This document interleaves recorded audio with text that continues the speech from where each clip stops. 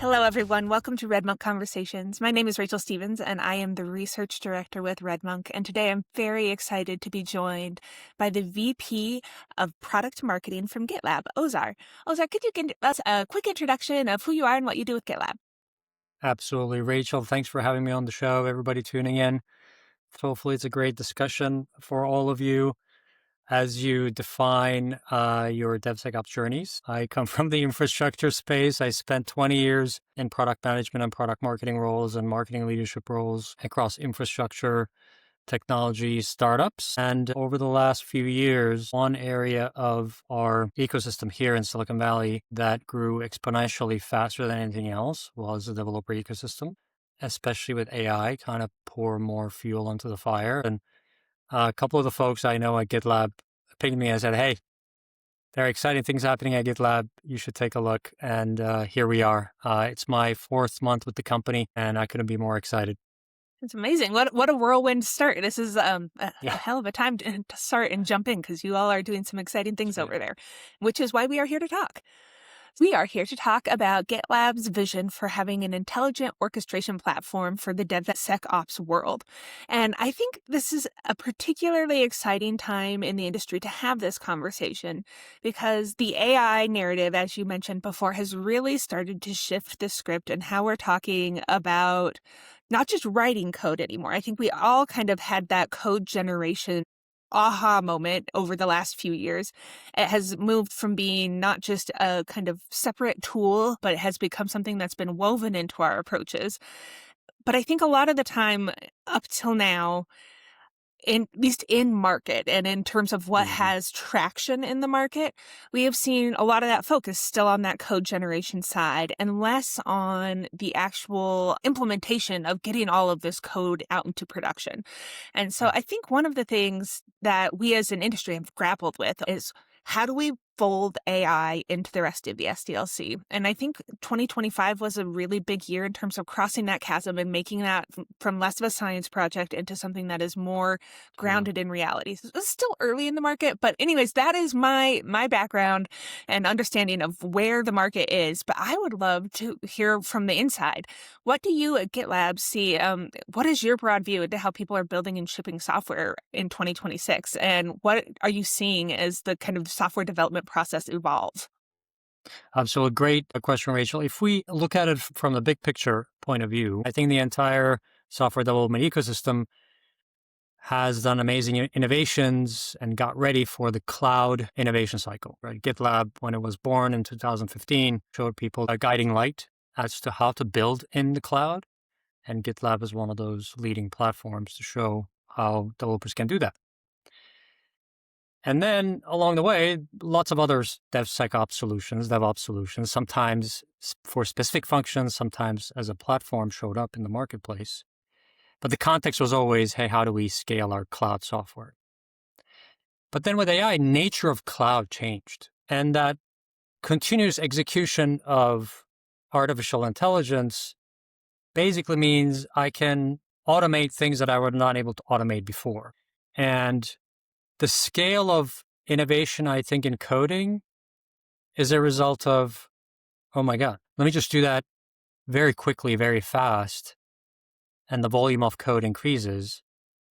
And the innovation speed that the developers experience all of a sudden went from, let me just write cloud software manually, went up 10x to I can write anything for any environment on any platform very quickly. Uh, So what we need to do is take that big innovation wave that's hitting us, influenced by amazing models developed by the likes of OpenAI, for example, recent GPT 5.2, Claude, Opus 4.5, and Gemini 3 by Google.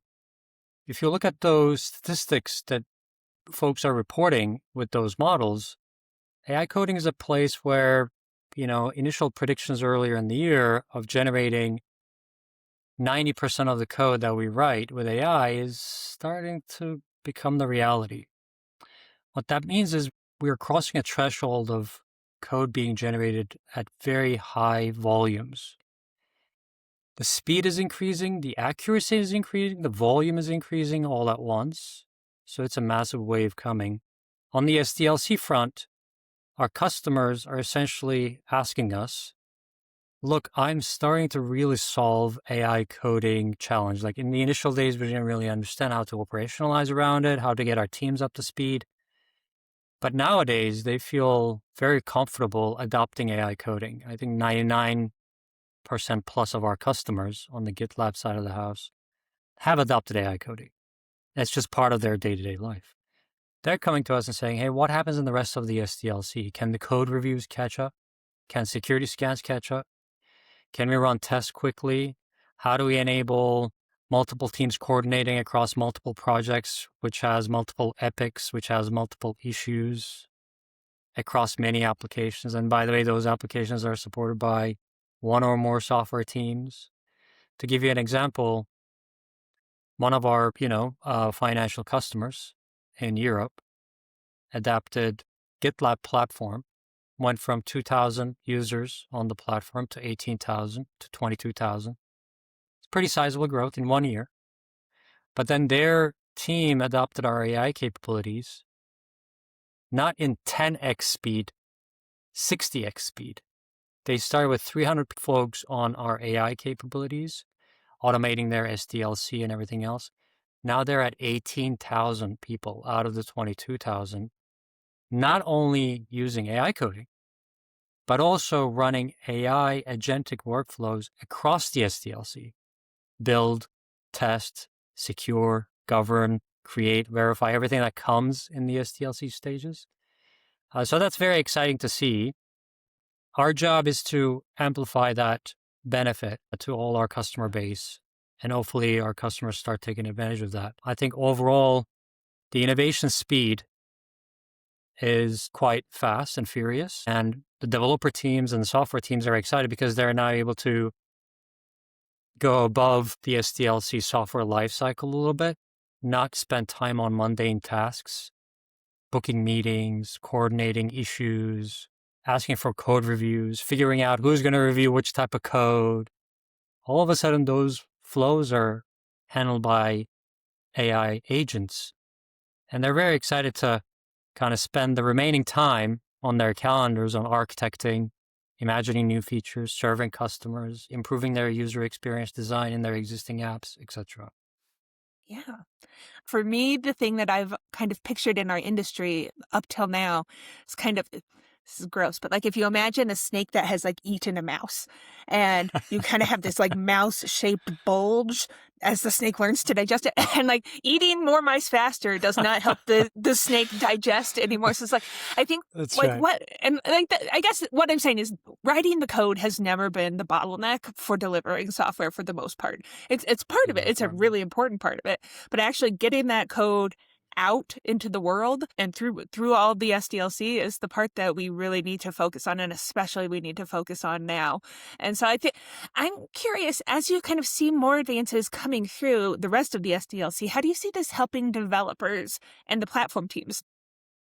Yeah, so ultimately, the customer that I just mentioned has seen AI adoption happen much faster, really almost amplify their ability to adopt the platform, if you will. It was always like, you want to eat a salad, but if there's nice dressing on it, it makes it tastier. You're like, okay, well, the salad is actually pretty good. AI acts like that accelerator for folks to adapt standardization, security governance checks, proper code reviews. The fundamentals become easier to define, because you're spending, now that you have agents running around and doing all these tasks for you, sometimes in parallel too, right? Sometimes, let's say, 10 software teams check in, commit 20 different things in one day in 3 different projects. You can just go have some coffee. Your agent, code review agent, can do all that for you. You don't have to book somebody's calendar to do that code review anymore. So since that automation is happening behind the scenes, they have to define what that agent does. They have to say step 1, step 2, step 3. So they have to define organizational standard. They have to define a specific process. and they have to define rules. Who can access what type of context? How about security scans for some portion of my application because it requires extra double click because we're dealing with maybe users' information. And on the other hand, we have other rules.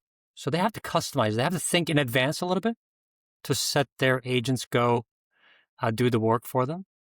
And that forces them to think architecture, planning, specifications, standardization, compliance rules, governance checks, much more in advance. You know, we as humans are sometimes very good at executing and running fast, but sometimes we might lack the ability to just sit down for a second and strategically think what we're trying to do. It's kind of ironic, but I think AI, especially agentic AI across the SDLC, is forcing us to architect first, plan first, standardize first, and then we go and let our agents do the work for us. This is helping, actually, funny enough, folks to adapt DevSecOps best practices faster. So they don't think about connecting multiple tools anymore. They're like, look, I have this other goal in mind now. I have this thing called AI giving me 10x or more productivity benefits. It was cool to try to stitch together 5 different products, but I don't want to do that anymore. I want my data in one place. I want my rules, standards, context in one place so that I can really take advantage of AI's potential for my growth for my team's sanity, for our innovation cycles, for our growth. I think your answer at the end started to touch on what I wanted to follow up with. When you're thinking about like that architecture planning stage, do you see that happening at like a platform team level, a developer level, both? Like, do you see any trends emerging there? Yeah. I mean, the business requirement translation to SDLC has been fascinating to watch because usually I was just talking to one of our airlines customers in the United States, and their priority is we would like to get rid of tech debt forever. We don't want the tech debt word to be spent in our in our software teams anymore. It's an ambitious goal. Okay, okay, that sounds good. What are you thinking? And he's like, we are mapping out what happens leading up to tech debt. And as a result of tech debt, what kind of business problems we run into. For example, we cannot change direction to improving user experience on our mobile apps because if we were to scale the mobile app to 10 million plus users, the back end is not going to be able to support certain features on that mobile app. In order to enable seamless user experience on the mobile app, right? As we all know, people operating a mobile app we're not very patient, waiting for things to load. So the latency needs to be good. It looks great. The performance needs to be great, but the back end needs to be ready for it. So they're like, well, nowadays it's taking us 3 to 6 months to fix up the back end as we scale the front end. We don't want that anymore. We want it to take maybe 3 to 6 days. So in order for them, they basically started mapping out the result of waiting an extra few months for user experience improvements across millions of users. What does that mean to the business? Well, probably millions of dollars, lots of engagement loss, potential, right? Of course, you never know. So they're like, if I can shrink that time and if I can remove tech debt, my guess is I'm going to save this much money or I'm going to increase my opportunity for customer engagement this much, etc. So now that we are so digitally aware as a society, we can find so many examples of this for B2B applications, B2C applications, banking applications, even regulated industries, hospitals, banks, right? Government agencies. They also run everything digital, right? Now AI has the potential of shrinking those innovation cycles from months to days, and customers are thinking about how to do that behind the scenes. And the last 10 years of experience gave them so much data about what customer engagement on a digital platform means to them, what it means to release a software update in a January timeframe versus a May timeframe, right? They can map that. they're much more digitally aware of their business growth or what digital innovation means for their business growth than they used to be 10 years ago, obviously.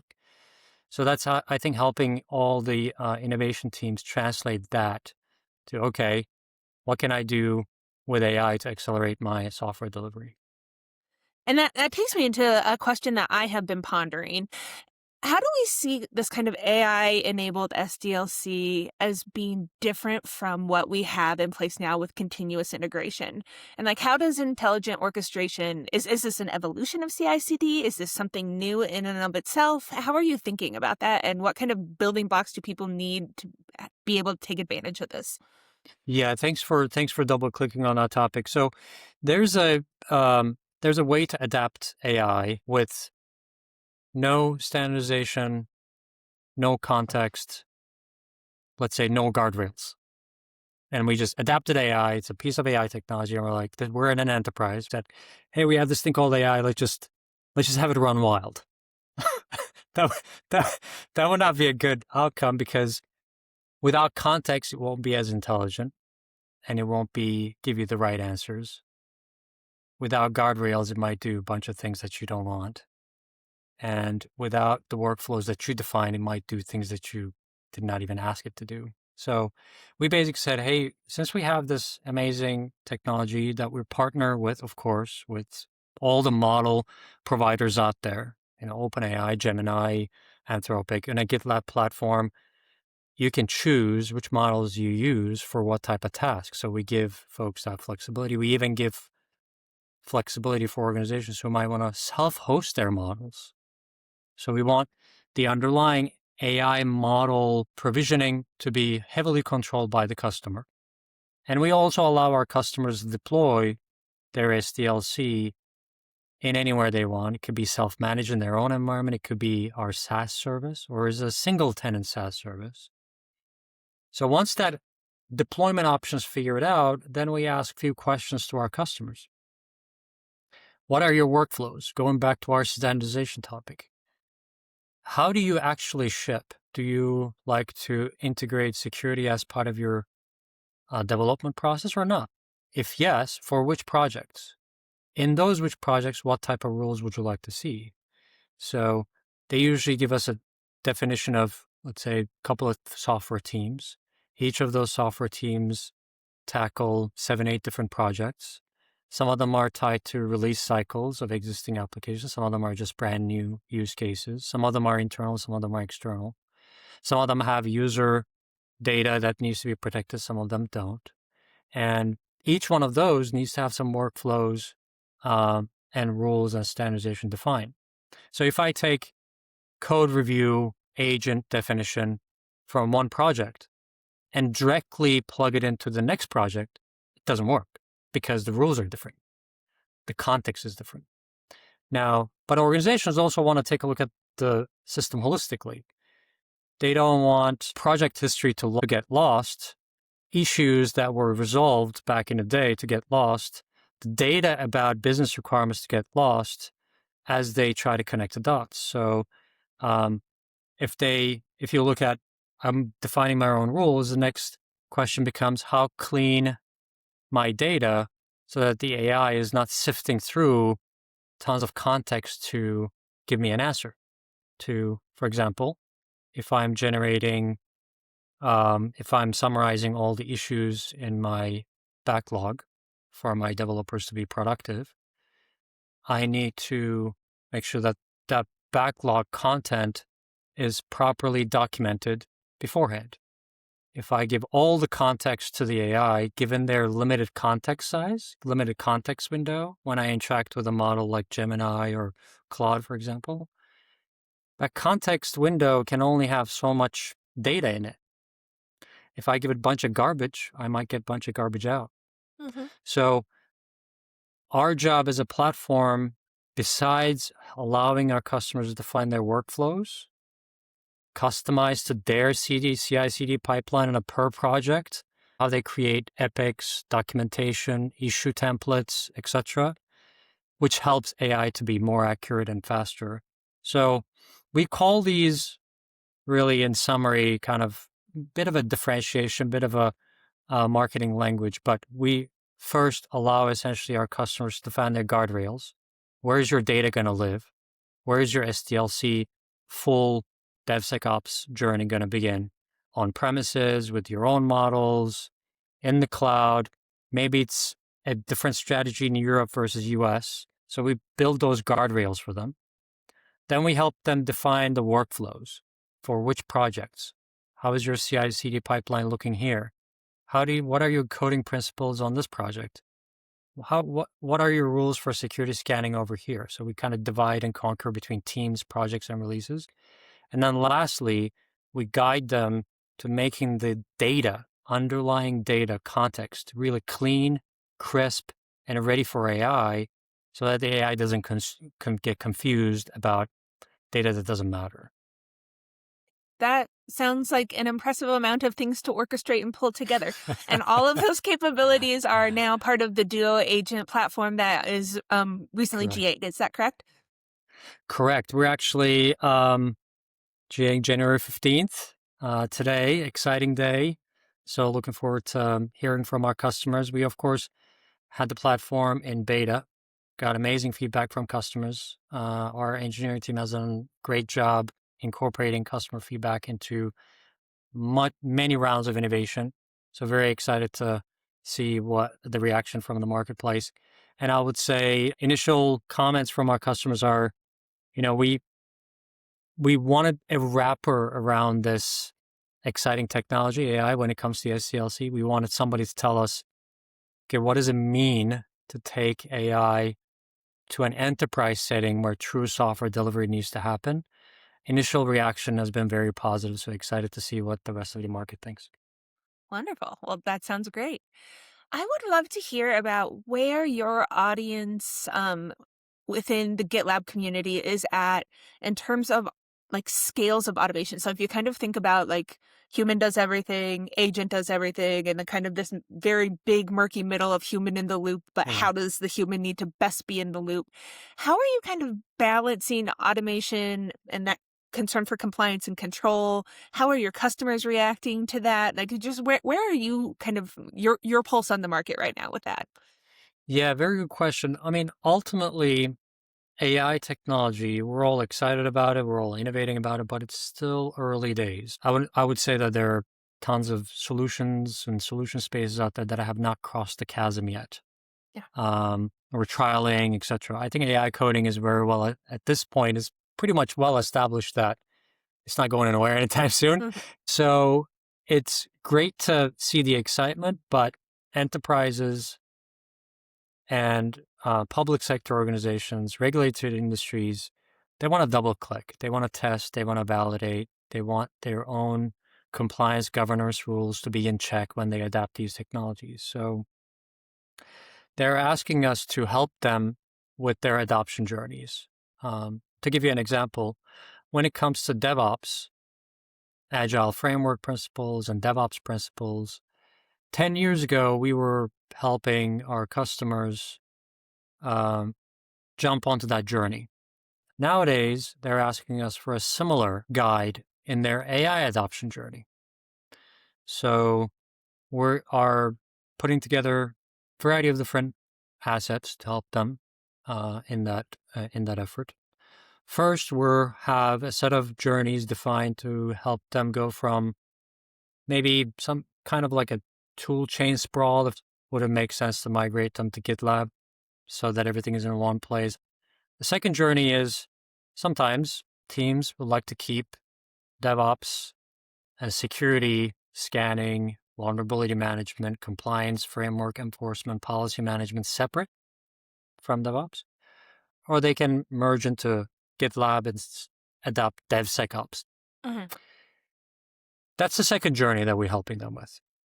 And the last piece of the puzzle is the third journey that we're going to be helping them with is which agents for what projects and when.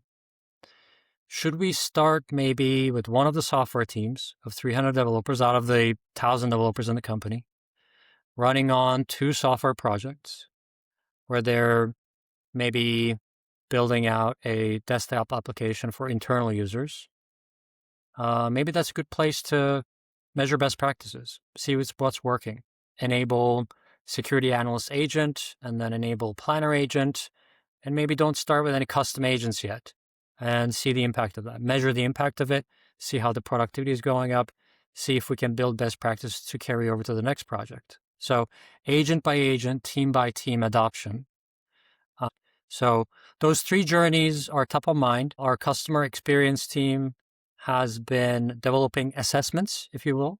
It's a relatively quick questionnaire to start, and then lots of different questions. And we have cadences to chat with our customers on which steps they have accomplished, and we have been able to enable in their environment and measuring the impact of that. So our customer experience team constantly are in the middle of those conversations. And we're taking those learnings and we're actually bringing that to market more visibly in the March, April timeframe, to start educating the rest of our audience. I guess, is there a lot of ProServe involved in this process? Or are teams able to kind of pick this up via the product itself? How involved do you need to be in terms of helping and guiding your customers? Yeah, very good question. I would say majority of our customers prefer self-serve. Mm-hmm. I think it's the GitLab way and the principle of software as a service. They would like to read the docs. Our epics are publicly visible. Our roadmap is publicly visible. Our docs is always public. Of course, we have a open source core. People can contribute to our core platform. That tradition continues. I think as part of the GitLab culture, majority of our customers like to do it themselves. Mm-hmm. In some cases, some of our organizations are so large, so big, tens of thousands of developers, lots of projects. We just want to be ready for those organizations that might want to adapt it in scale and have a Yeah. timeline. Some of them just utilize our customer experience capabilities that are part of the subscription. Some of them want to extend that to a professional service. And Okay. some of them also want to take advantage of that with the trusted partners that we have in the marketplace, managed service or reseller partners that we go to market with and kind of define what that custom adoption journey looks like for them. That absolutely tracks with how I understand GitLab, and I just wanted to make sure things hadn't changed in the era of AI, in Yeah, which things can be a little bit more fluid and quickly moving. So, all good. absolutely. All right. So, for my final question, and I feel like we've touched on this in bits and pieces, but I would love to kind of just get your full narrative on why choose a single provider for intelligent orchestration. And I think in particular, I think one of the things a lot of organizations are struggling with right now is AI is being injected everywhere.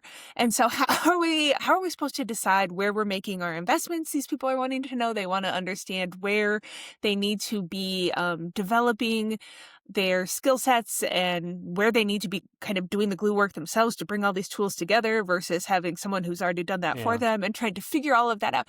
So how are you guiding people through that conversation? We talked about the value of our technology, right? Being able to bring enterprise guardrails and context and rules and workflows into and managing the entire SDLC, automating the entire SDLC with AI.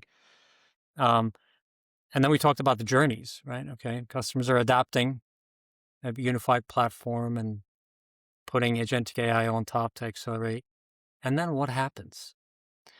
We have been putting a lot of data points together. And what we're realizing is as follows. We looked at coding. Around estimated to be from multiple sources based on our studies, based on public sources, seems to be around 20% of engineers' time across the SDLC. 20%. So let's say I'm using Opus 4.5 from Anthropic, and it's much better than the previous model. And all of a sudden, my productivity went 10x. My quality of code increased. I'd feel more comfortable generating production-ready code. And all of a sudden, my productivity as a developer, as a coder, went up 10x. That only gives me 10x growth in that limited 20%. So the real math, if you look at the entire SDLC, has 100 units of time. Let's say 100 hours or 100 days. I shrink my time from 100 to 82. I don't save 10x in the entire 100 units of time. And then we said, okay, let's do some customer interviews and data collection. What happens when I take different tools, let's say 4 or 5 of them, that make up the SDLC, and bring it to a single platform? That gives me some more. That saves me another, let's say, 15 units of time. It depends on the scenario, and we have some calculators in the works for this, but based on customer data, we basically started to realize, okay, well, I shave another 10 units of time. If I integrate security on top, I shave another 10 units of time. And if I have my agents helping me answer questions quickly about issues, epics, rules, regulations, etc., I save some more. And if I let those agents come to life and actually not only answer my questions, but actually run things for me in parallel, a code review agent doing 1,000 code reviews a day without any complaints, what does that mean? That shaves another 20 units of time. So we looked at multiple scenarios, and what we're seeing is those 100 units of time with AI coding has a potential to go down to 82, let's say. But with a unified DevOps, integrated security, agentic AI workflows, it has the potential to go down to 30. So 300% time savings is the so what. 300% time savings means an engineering team spends more time on architecting the next big thing, shipping front and back end features, for example, for not only features, but maybe removing tech debt from their platforms instead of managing code as it flies through the SDLC. So that's turning out to be the punchline. Yeah. Time is very important to everybody for any business in any organization. And we're starting to show that so what benefit for our customers. And you are dangerously close to getting me on a theory of constraints rant, because that's one of my favorite topics. Yeah, But no, I absolutely, I see where you're coming at, and I agree. We have addressed one bottleneck on the code generation side, but there's bottlenecks all throughout that we all Right. need to continue kind of shaving off those rough edges and making things faster and flow together. I agree. And very excited to see where the market is going. It's exciting times. Being part of the developer ecosystem is very exciting nowadays. And if folks are willing to take a look at Duo Agent Platform, there are a variety of different information on the website. As many of your audience might already know, we're an extremely transparent organization. I mean, everything is documented about the company, about our solutions platforms. Duo Agent Platform is no different. So lots of demos, lots of technical information out there. But yeah, looking forward to hearing more from the market and more from our customers on what they think. Wonderful. Well, we will drop some links in the show notes below so people can find it easily. And thank you, Ozar. Thank you so much for your time and for walking me through this. This has been a delightful conversation. Absolutely. Same here, Rachel. Thanks for having me.